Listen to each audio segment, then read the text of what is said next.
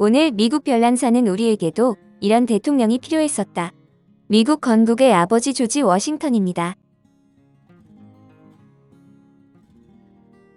조지 워싱턴은 1732년 2월 22일 버지니아 웨스트모어랜드 카운티 페리 농장에서 오거스틴 워싱턴의 셋째 아들로 태어났는데, 워싱턴 가문은 영국에서 명망 높은 집안으로 그의 선조는 여러 관직을 맡았었습니다. 그러나 가업이 기울면서 1657년 워싱턴의 증조부인 존 워싱턴은 버지니아로 이주했는데, 워싱턴의 아버지 오거스틴 워싱턴은 노예를 거느린 대농장주였습니다.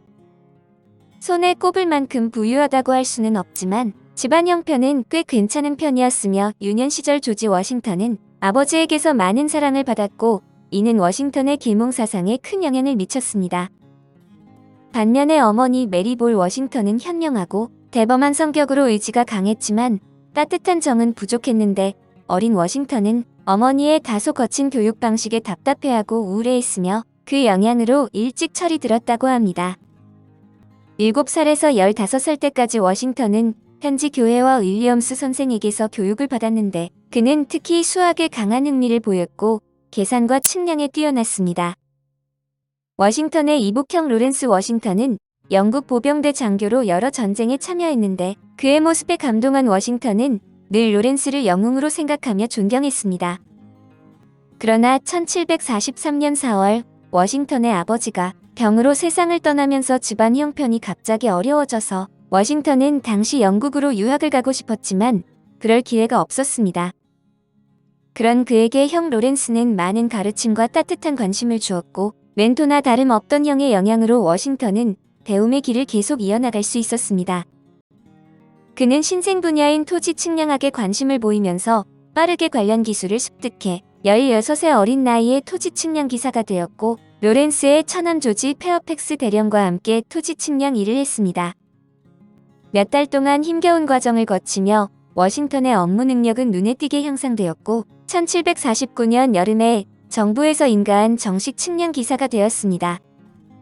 그러던 어느 날 워싱턴의 성장에 많은 도움을 준 이복형 로렌스가 갑자기 병에 걸렸는데, 치료를 해도 효과가 없어 불과 34세 젊은 나이에 세상을 등졌고 유산을 동생 워싱턴에게 물려주었습니다. 그 후 버지니아 식민지 정부가 시민군 규모를 확대하기 위해 버지니아를 내 지역으로 개편하자 워싱턴은 자원 참전하여 20살이던 1752년에 정식으로 버지니아 시민군 부관참모로 임명되었습니다. 프렌치 인디언 전쟁. 승승장구하던 워싱턴은 뜻밖의 프렌치 인디언 전쟁의 도화선이 되는데, 1753년에 프랑스인들이 버지니아의 영토인 오하이오 계곡에 요새를 세우고 토착민과 손잡아 영국인의 서부 지역 진출을 저지하고자 했습니다. 워싱턴은 당시 버지니아 주지사이던 로버트 디니디의 요청으로 프랑스 지휘관에게 최후 통첩을 전하기 위해 오하이오의 경계로 가게 되었습니다. 젊은 워싱턴은 이 과정에서 현지 신문에 얼굴이 실려 하루아침에 유명 인사가 되었지만, 최후 통첩이 전달된 후에도 프랑스인은 오하이오를 떠나지 않았습니다. 1754년에 디니디는 이제 막 중령으로 진급한 워싱턴에게 버지니아의 제1군단을 이끌고 오하이오로 가서 프랑스인을 몰아내라고 명령했고, 오하이오로 간 워싱턴은 인디언의 도움을 받아 프랑스 정찰대를 포위했습니다.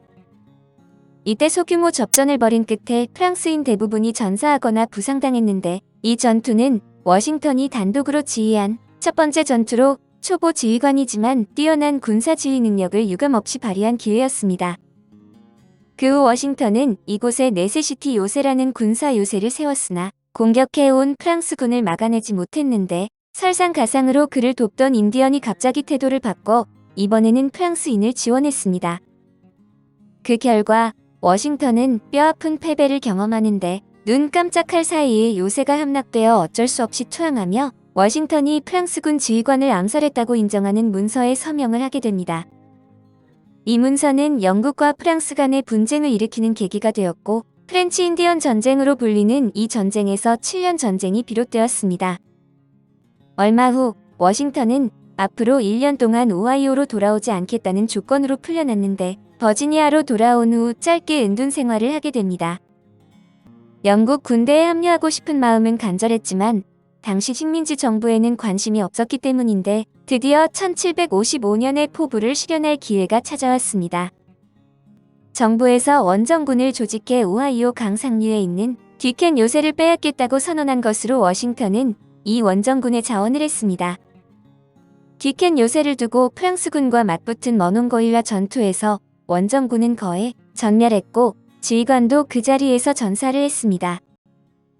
그 치열했던 전투에서 워싱턴은 병약한 몸에 아랑곳하지 않고 총알이 빗발치는 전장에서 직접 포격하는 큰 용기를 보여주었는데 총알 4발이 위돛을 뚫고 지나갔지만 다행히 상처 하나 없이 무사히 귀국했습니다. 이 전투로 워싱턴은 순식간에 버지니아의 영웅으로 떠올랐고 1758년에 영국군의 또 다른 원정에 참전하여 듀켄 요새에서 프랑스군을 몰아내는 데 성공했습니다. 그러나 버지니아 주지사 디니디는 전쟁에서 용맹한 모습을 보여준 워싱턴의 공적이 그리 달가운 일이 아니라서 종종 고의적으로 워싱턴을 난처하게 했다고 합니다. 1759년에 워싱턴은 군대에서 물러나 과부 마사와 결혼을 했고 마운트 버넌에서 새로운 삶을 시작하면서 버지니아 의회 의원으로 활동을 했습니다. 독립전쟁 속 워싱턴 1774년에 워싱턴은 필라델피아에서 열리는 제1차 대륙회의에 버지니아의 대표로 참가했는데 당시는 보스턴차 사건으로 영국이 보스턴 항구를 폐쇄하고 매사추세츠 주의 입법과 사법 권리를 박탈한 상황이었습니다. 그리고 그 이듬해에 일어난 렉싱턴과 콩코드 전투 이후 군복을 입고 제2차 대륙회의에 참석한 워싱턴은 버지니아 시민군을 이끌고 참전하겠다는 의지를 보였습니다. 그러자 매사추세츠 주의 대표 존 애덤스가 워싱턴을 독립군 총사령관으로 추천하며 지휘관으로서의 천부적인 소질과 능력을 두루 갖추었다며 칭찬을 아끼지 않았습니다. 1775년 6월 15일 워싱턴은 총사령관으로 정식 임명되었는데 전우에게 보내는 편지에서 워싱턴은 이렇게 말했다고 합니다. 내가 이 직위를 받아들임으로써 하느님께서 우리에게 유리한 힘을 주시길 바라네. 나의 무지함으로 명예가 더럽혀지지 않길 바라네. 나는 확신하네. 우리의 명분은 정당하며 우리는 본분을 다할 것이고 사욕을 버리고 오로지 공익을 위해 힘쓸 것이라고 굳게 믿네. 만약 실력과 경험이 부족한 점을 보완할 수 없다면 우리의 작전은 실패할 걸세. 나 개인의 명예도 완전히 땅에 떨어지겠지.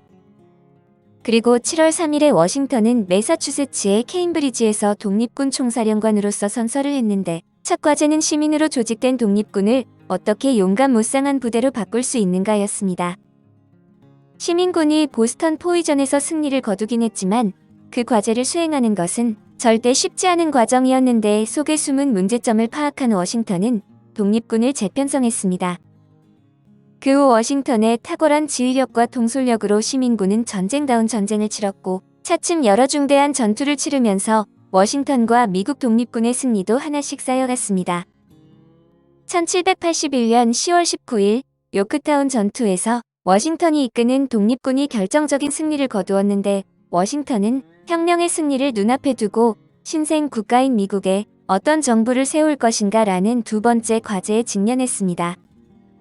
그런데 이 무렵 해밀턴 등 지역에서 워싱턴에게 불리한 여론이 일어났는데 상대 진영이 워싱턴에게서 지도권을 빼앗으려고 헛소문을 퍼뜨린 것이었습니다. 워싱턴은 유언비어를 완전히 잠재우고자 1783년 3월 15일에 회의를 열었고 그의 말에 청중은 전혀 공감하지 않았는데 마지막 순간에 워싱턴의 양복 안쪽 주머니에서 그와 가장 친한 사람만 볼 수 있었던 안경이 나왔습니다. 여러분, 제가 안경을 좀 써도 될까요?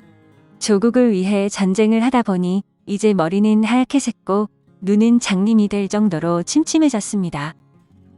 장황하게 떠드는 것보다 이렇게 친근한 행동과 소박한 말투로 이야기하는 것이 워싱턴에게 더욱 극적인 효과를 가져다 주었고 그의 말 한마디에 얼음같이 차갑던 사람들의 눈에서 눈물이 쏟아졌습니다.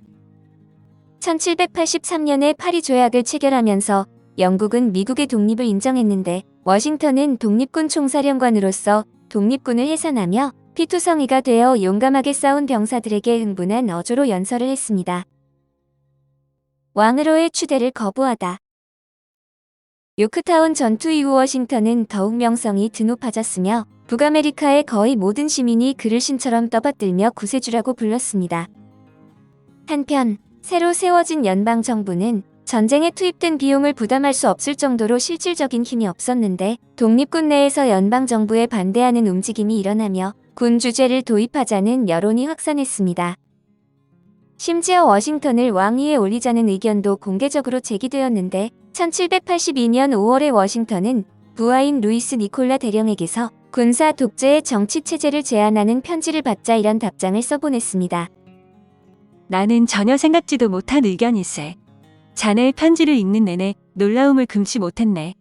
지금 확실하게 밝히겠네. 전쟁에서 발생한 어떠한 변고도 지금 이 제안을 받은 것보다 고통스러울 수는 없네. 나는 그 의견에 전적으로 반대하네. 나의 어떤 행동 때문에 자네가 이런 편지를 썼는지는 모르지만 이 편지의 내용은 우리 국가가 직면한 더 큰 위험을 포함한다고 보네. 나는 누가 봐도 위험한 자네의 계획에 동조할 수 없네. 만약 자네가 국가와 나를 존중하고 후손에 관심을 둔다면 머릿속에서 그 생각을 지워버리게나. 그리고 다른 누구에게도 퍼뜨리지 말게.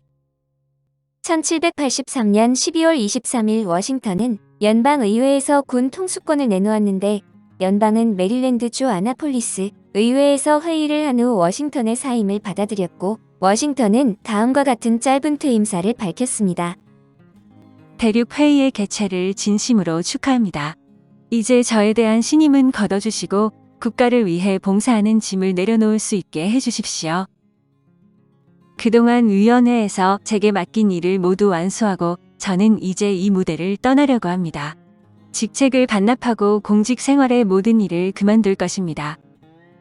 그렇게 퇴임식이 끝난 후 워싱턴은 부인과 함께 군인들의 호의를 받으며 마운트 버넌으로 돌아갔는데 고향으로 돌아간 후 워싱턴은 농사에 전념하며 평온한 삶에 만족하면서 살았습니다.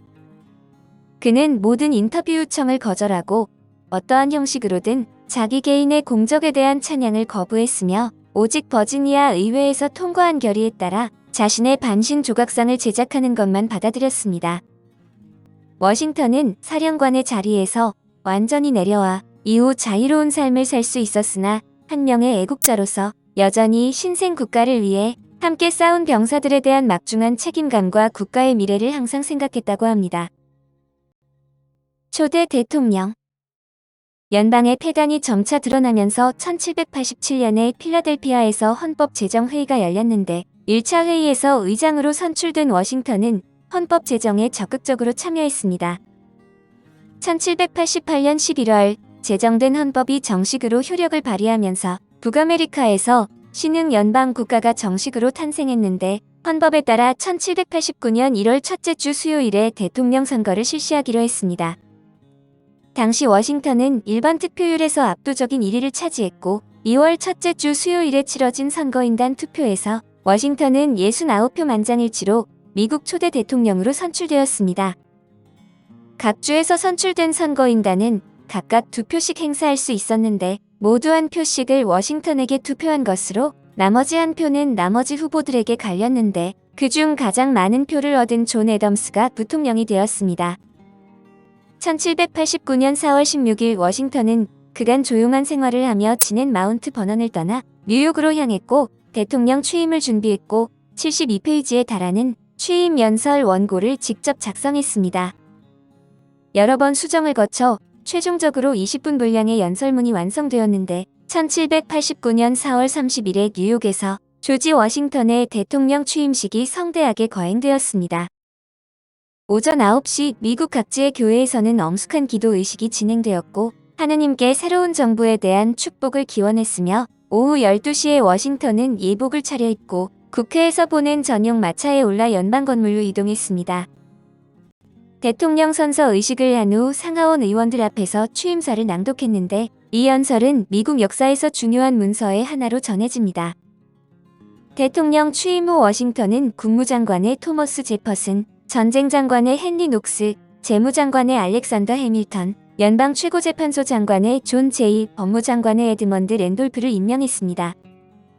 이들은 독립전쟁과 헌법제정회의에서 혁혁한 공을 세운 인물들로 새로운 정부에서 워싱턴의 든든한 조력자가 되었습니다. 이렇게 정부 인사들이 구성된 후 국가가 정식으로 운영되기 시작하자 워싱턴은 여러 가지 문제에 직면했는데 한 번도 겪어보지 못한 문제를 해결하기 위해 자신만의 규칙을 정했습니다. 당시 헌법은 대통령이 조약을 체결하려면 반드시 상원 또는 하원의 동의를 얻어야 한다고 규정했는데 1789년 8월 워싱턴은 남쪽 지역의 인디언과 조약을 체결하기 위해 직접 상원 의회에 참석해 의견을 구했습니다.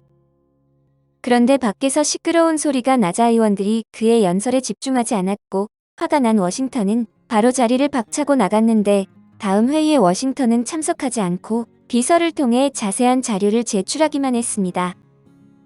그리고 그 후 2번 다시 상원 의회에 출석하지 않았는데 이는 미국 역대 대통령에게 전해지며 관례가 되었고 장관들과의 관계를 원만히 하기 위해 그들과 적극적으로 토론하는 관례를 만들었습니다.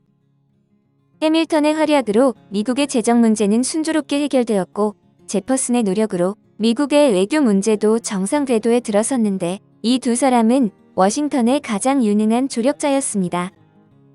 4년의 대통령 임기는 순식간에 지나갔는데 워싱턴은 정계에서 은퇴한 후 오랫동안 떠나 있었던 마운트 버넌으로 돌아가고 싶었으나 의원들은 워싱턴이 다시 한번 대통령직을 맡기를 원했습니다. 여러 차례의 논쟁 끝에 워싱턴은 대통령직 연임을 수락했고 1793년 2월 13일 132표의 만장일치로 워싱턴의 재임이 결정되었고 3월 4일에 워싱턴은 국회에서 짧은 취임사를 발표했습니다. 새로운 임기의 워싱턴은 국내외에서 복잡한 상황에 직면했는데 펜실베이니아에서 주조세의 반대에 일어난 위스키 폭동으로 정부의 위험이 떨어지고 연방당과 공화당 사이의 갈등이 심화되었습니다. 국외에서는 워싱턴이 추진한 중립 노선이 심각한 도전을 받았는데 영국과 미국 사이의 외교 위기는 워싱턴을 참혹한 전쟁 속으로 밀어넣었습니다. 이 위기를 극복하기 위해 워싱턴은 대법관 존 제이를 특사로 영국에 파견해 1794년 11월에 양측은 역사적으로 유명한 제이 조약을 체결했습니다. 객관적으로 볼 때 이 조약은 미국에 더 유리했는데 이로써 미국은 귀중한 평화를 얻었고 영국은 가장 위협적인 미국 내 군사적 거점에서 철수했습니다. 물론 미국도 대가를 치렀는데 국회에서 이 조약의 체결을 둘러싸고 격렬한 논쟁이 벌어졌고 논쟁은 점차 본래의 주제에서 벗어나 연방파와 공화파가 싸우는데 하나의 수단이 되었습니다. 이로써 워싱턴이 지켜오던 균형은 완전히 깨졌고 그 불씨가 워싱턴에게 떨어졌는데 상황을 진정시키기 위해 중재에 나섰으나 아무런 도움이 되지 않았습니다. 정계 은퇴. 2번의 임기를 마친 워싱턴은 스스로 물러나기로 마음먹었고 임기가 끝나기 전에 고별사를 준비해서 필라델피아의 일간신문에 발표했습니다. 그의 연설문은 순식간에 다른 신문들에도 실렸고 미국 전체에 엄청난 파문을 일으켰는데 정부 요원들은 서운함과 함께 놀라움을 금치 못했고 눈물을 흘리는 사람도 있었답니다. 한편 대다수 신문은 대통령이 먼저 퇴임하겠다고 발표한 것에 칭찬을 아끼지 않았고 워싱턴이 권력에 욕심을 낸다고 공격하려던 반대파는 이 일로 아무 말도 하지 못했습니다. 워싱턴의 이 연설문은 역시 미국 역사의 또 하나의 중요한 문서로 남았는데 대통령직에서 물러나는 그의 숭고한 정신을 무형자산으로 보는 평가도 있었습니다. 1797년 3월 15일에 워싱턴을 태운 마차가 마운트 버넌으로 향했는데 워싱턴은 지난 40년 동안 고생했으니 이제 남은 인생은 한가하고 편안하게 살고 싶었습니다. 그러나 이미 친구들 대부분이 세상을 떠난 뒤였기에 그는 고향에서 쓸쓸한 나날을 보냈지만 은퇴하고 나서도 워싱턴은 국가를 잊지 않았는데 자신이 세운 아메리카 앞 중국이 갈수록 강대해지길 진심으로 바랬습니다. 그러다 존 애덤스 미국 대통령이 자국의 해운업을 보호하기 위해 프랑스의 특사를 파견했는데 교섭 과정에서 프랑스 대표단이 미국의 특사에게 뇌물을 강요한 일이 벌어졌습니다. 이른바 XYZ 사건으로 알려진 이 사건 이후 미국과 프랑스 사이에 긴장감이 감돌더니 한때 전쟁 직전까지 갔는데 1798년 7월 4일에 미국 정부는 워싱턴에게 준장 계급을 수여하고 총사령관으로 임명했습니다. 워싱턴은 이 직위를 맡은 유일한 전 대통령으로 수락 조건으로 침략을 받은 상황에만 전장에 나갈 것이며 총참모부의 구성에 대한 비준권을 달라고 요구했는데 다행히 평화롭게 해결되어 전장에 나가는 일은 없었습니다. 1799년 12월 12일 워싱턴은 대농장을 산책하고 돌아온 후 갑자기 건강이 악화되어 침대에 눕게 되었는데 힘겨운 치료를 받았지만 아무 소용이 없었습니다. 그리고 며칠 후인 12월 15일 미국 건국의 아버지는 마운트 버넌에서 눈을 감았는데 당시 미국 대통령 애덤스는 급히 특사를 파견해 조의를 표하고 예포 11발을 쏘도록 했습니다. 워싱턴의 시신은 가족 무덤에 안장되었고 장례는 검소하고 엄숙하게 진행되었는데 워싱턴의 유언에 따라 모든 절차는 마운트 버넌에서 진행되었고 추도사도 생략됐습니다. 워싱턴의 사망 소식은 순식간에 미국 전역에 퍼져 전 국민이 그의 죽음을 애도했는데 국회도 그의 죽음에 조의를 표하는 의미로 개회 전 하루 휴회를 선언하고 공개 추도사를 발표했습니다. 모든 의원과 직원은 검은 천을 달았으며 국가의 역사에서 중요한 위인의 업적을 기리고자 새로 지어진 수도를 워싱턴으로 명명했는데 그 후 200여 년 동안 워싱턴으로 불리는 미국 도시는 100여 개로 늘어났습니다. 오늘 미국 별난 사는 우리에게도 이런 대통령이 필요했었다. 미국 건국의 아버지 조지 워싱턴이었습니다.